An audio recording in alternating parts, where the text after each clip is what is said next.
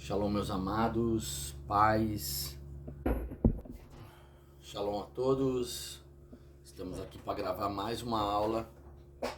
Vamos falar agora sobre o método do contexto histórico e cultural. Primeira coisa que a gente precisa ficar claro é que todo texto existe um contexto, ok? E agora nós vamos estudar sobre o contexto histórico e cultural, que fala muito sobre a história e também a cultura daquilo que estamos lendo. É objeto oculto no texto. É analisar o ambiente, as circunstâncias que envolveram o autor sagrado ao redigir o texto e como os destinatários os recebiam. Aqui está falando que a gente precisa analisar, né? Primeira coisa é o ambiente. Vamos ver o ambiente que Davi escreveu, o Salmo 23, né? O Senhor é meu pastor e de nada eu terei falta. O ambiente que ele escreveu esse capítulo, esse texto, né? Então, é isso que a gente precisa analisar, o ambiente, né? As circunstâncias, né? A diversidade que ele estava passando, os momentos que ele estava passando, né? Que envolveram ele, né? Que envolveram o coração de Davi nesse instante, que levou a escrever o texto, né?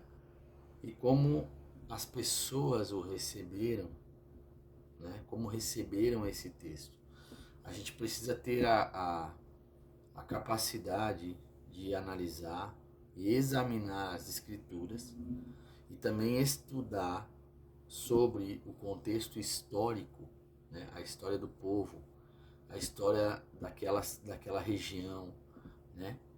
A história da situação que ele estava passando, né? E também a cultura do povo, a cultura do povo daquela região, se eles eram hebreus, se eles eram guerreiros, se eles eram somente camponeses. Então, tudo isso a gente vai estudar dentro do contexto histórico e cultural, certo?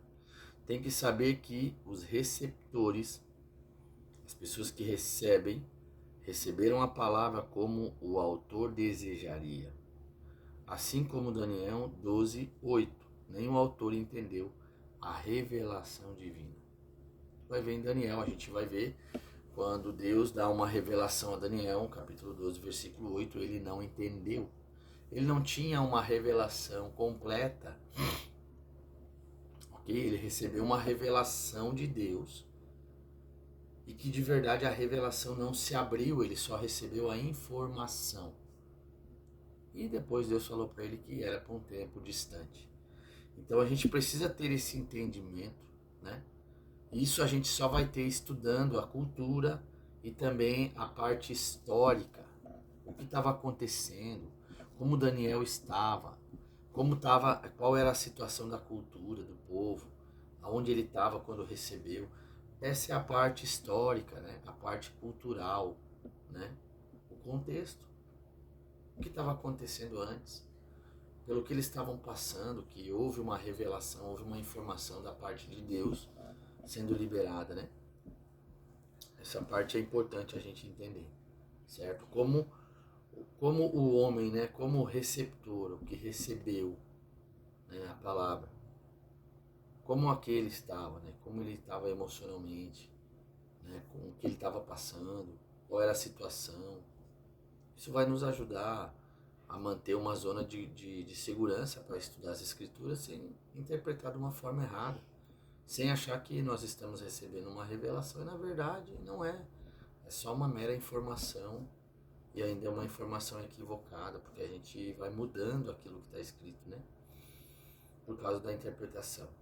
O contexto histórico interessa em saber o mundo em que o autor vivia, né? Está falando da história. O contexto histórico vai nos levar a estudar a história do autor.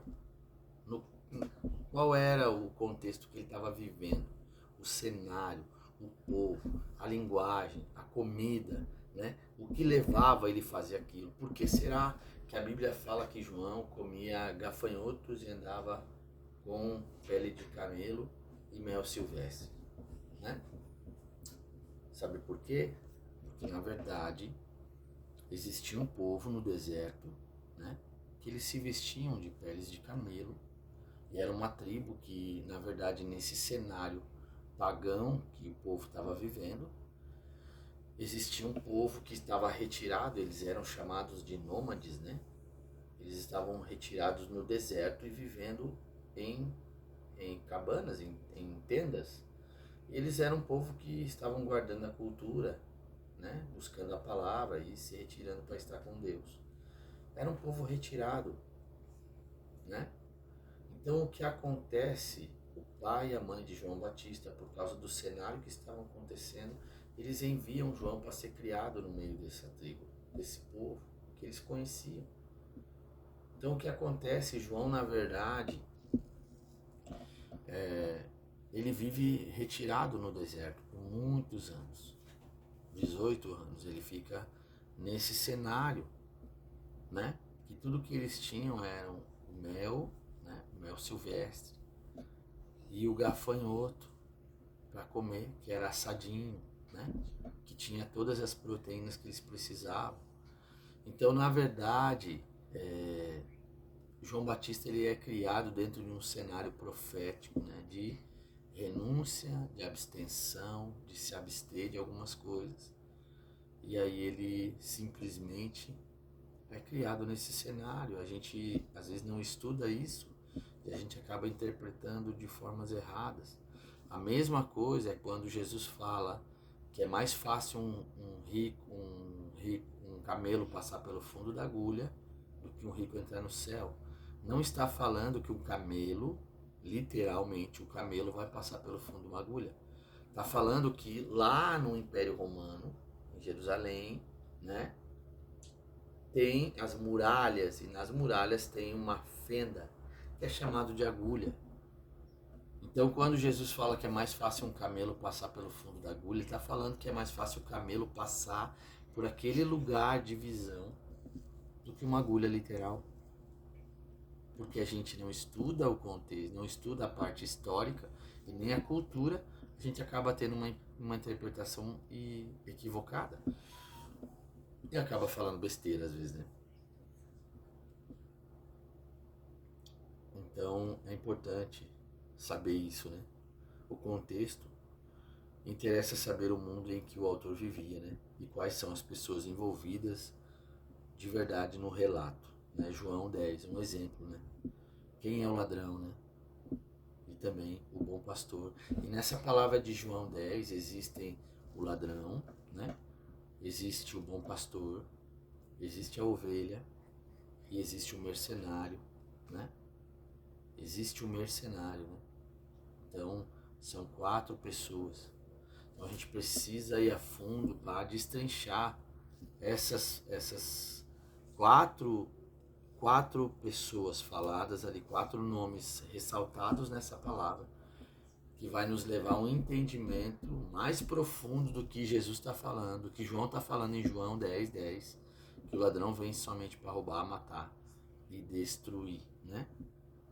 Então, é muito interessante estudar a parte histórica e também a parte cultural, que vai nos dando mais informação e também uma forma de amplitude de interpretação bíblica.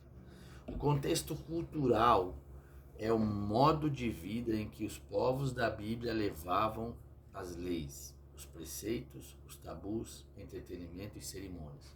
A parte cultural envolve o povo, né?